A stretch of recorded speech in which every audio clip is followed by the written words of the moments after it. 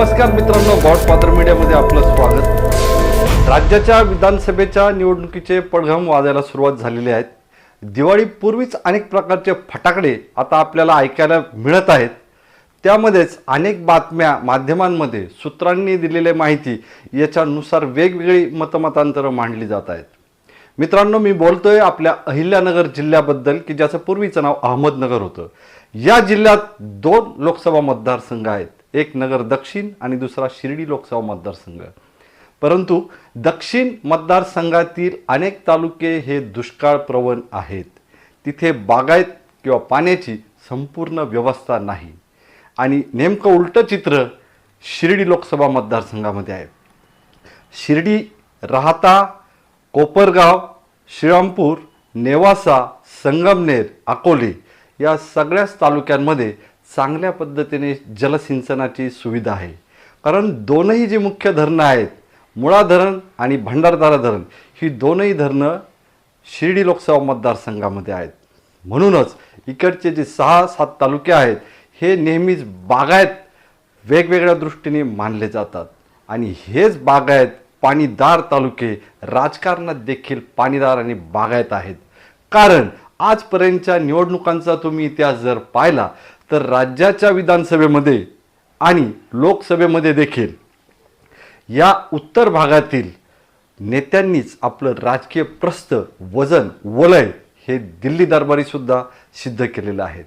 अनेकदा तुम्ही याद्या बघा, या याद्यांमध्ये तुम्हाला उत्तरेतलेच मंत्री दिसतील. मग ते नामदार राधाकृष्ण विखे पाटील असतील, माजी महसूल मंत्री बाळासाहेब थोरात असतील, मधुकरराव पिचड असतील, अशा या नेत्यांनी प्रत्येक मंत्रिमंडळामध्ये स्थान मिळवलेलं आहे.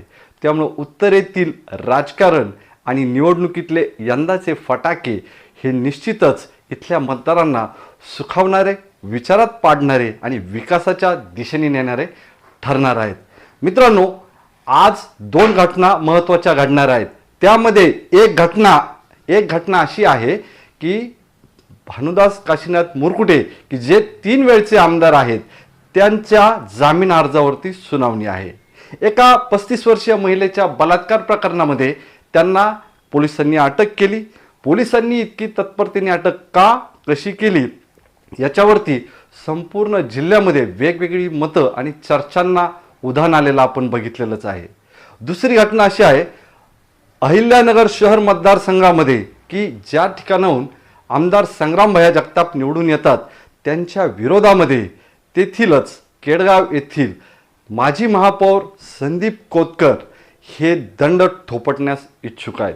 त्यांच्या देखील जिल्हा बंदीवरती आज कोर्ट आपल्याला निकाल मिळणं आज अपेक्षित आहे. म्हणजे या 2 घटना आहेत. त्याचबरोबर कालपासून माध्यमांमध्ये चर्चा सुरू झाल्या की सुजयदादा विखे पाटील की यांचं तिकीट भाजप त्यांना द्यायला तयार नाहीत, इच्छुक नाहीत, अशा प्रकारच्या वावड्या माध्यमांमध्ये उठलेल्या आहेत. परंतु संगमनेर सारख्या मतदारसंघामध्ये 40 वर्ष आमदारकी आणि अनेक वर्ष कॅबिनेट मंत्रीपद भोगलेले बाळासाहेब थोरात यांच्या विरोधात माजी खासदार डॉक्टर सुजय विखे पाटील यांच्या इतका दुसरा तुल्यबळ प्रतिस्पर्धी कोण असू शकतो? हो, भाजपाने सांगितलेलं आहे निवडून येण्याची क्षमता असेल त्याला आम्ही तिकीट देणार. म्हणजे ज्याच्याकडे विनिंग मटेरियल आहे, मग ते सत्ता, संपत्ती, साम दाम दंड भेद, जनसंपर्क, लोकसंपर्क या सगळ्या गोष्टींवरती जो उमेदवार आघाडीवर राहील किंवा ज्याचं विनिंग मटेरियल विनिंग कॅटेगरीमध्ये तो येऊ शकतो अशाला आम्ही उमेदवारी देणार. आता त्यानंतर लगेचच चर्चा सुरू झाल्या की डॉक्टर सुजय विखे पाटील हे अपक्ष फॉर्म भरणार. हो मित्रांनो, त्यांनी जर अपक्ष फॉर्म भरला तर ते निश्चितच चांगल्या पद्धतीने फाईट देऊ शकतात. आणि अनेक इकडच्या उत्तरेतल्या मतदारसंघांमध्ये विखे पाटलांचा प्रभाव आहे. मग तो श्रीरामपूर असेल, संगमनेर असेल, शिर्डी कोपरगाव असेल. कोपरगावमध्ये तर त्यांनी चक्क आशुतोष दादा काळे यांच्या गळ्यात आमदारकी कशी मिळेल या पद्धतीची व्यूहरचना केल्याचं जनतेमध्ये अनेकदा बोललं गेलं. अतिशय थोडक्या मतांवरनं विवेक भैया कोले यांचा पराभव झाला आणि तो पराभव त्यांच्या जिव्हारी लागला. याच गोष्टीमुळं त्यांचा पराभव म्हणजे त्यांच्या मातोश्री स्नेहलताई कोल्हे यांचा पराभव झाला आणि त्यामुळं कोल्हे आणि थोरात यांनी विखेंच्या विरोधात जंग पछाडणारी आघाडी उघडली.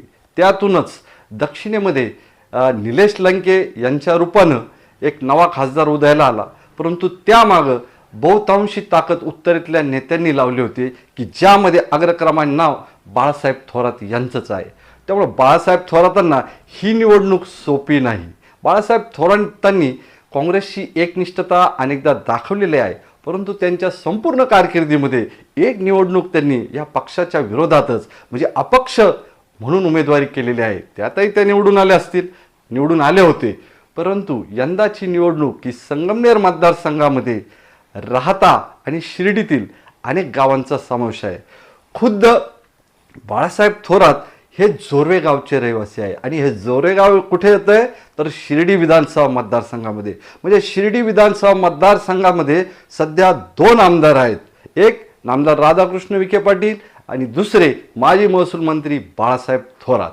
आता कोपरगाव आणि संगमनेरकरांनी जे त्यांचं स्किल दक्षिणेत दाखवलं त्याची त्यांना परतफेड विखेंच्या व्यूहरचनेने नक्कीच करावी लागणार आहे.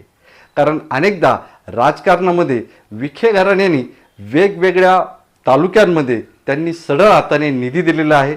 दुसऱ्या तिसऱ्या फळीतील अनेक कार्यकर्ते घडवले, त्यांना वेगवेगळ्या प्रकारच्या संस्था स्थापन करण्यासाठी, त्याचबरोबर सहकार चळवळ वृद्धिंगत होण्यासाठी अनेकांना त्यांनी मदत केलेली आहे.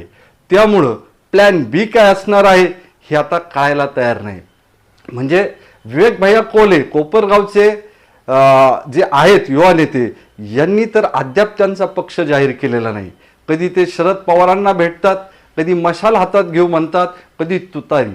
त्यामुळं उत्तरेतलं राजकारण, दिवाळीपूर्वीचे हे फटाकडे आणि यातील गौड बंगाल म्हणजे समोर बोलायचं एक, मागे घडतंय दुसरंच, बातमी मागची बातमी, हिडन अजेंडा, या गोष्टी समोर यायला आणखीन काही वेळ लागेल. मात्र उत्तरेतल्या राजकारणामध्ये आणि त्याचबरोबर दक्षिणेत सुद्धा यंदा जर खासदार निलेश लंके यांच्या पत्नी राणीताई लंके उभ्या राहिल्या तर त्यांच्यासाठी सुद्धा विखे फॅक्टर हा निश्चितच तिकडं ॲक्टिव्ह होणार आणि या सगळ्याचा परिपाक आगामी येत्या निवडणुकीच्या निकालानंतर आपल्याला दिसणार आहे.